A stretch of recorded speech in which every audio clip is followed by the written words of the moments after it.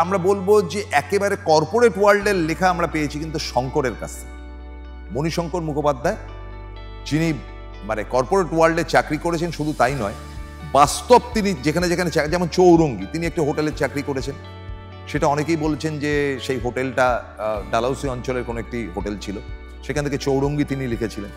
তারপরে তিনি কত অজানারে লিখেছিলেন, ব্যারিস্টার বারওয়েলের ওখানে চাকরি করতেন, সেখানে তিনি টাইপিস্ট ছিলেন, খুব ভালো টাইপিস্ট ছিলেন।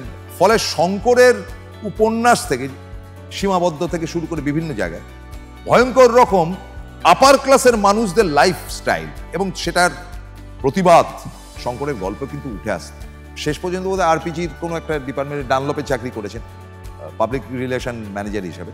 শঙ্করের লেখা যেটা ছিল সেটা হচ্ছে কি বিগ বস, মানে কর্পোরেট ওয়ার্ল্ডের জায়গায় তিনি নিজের চোখে যেটা দেখেছেন সেই মুডে কিন্তু তিনি লিখতেন।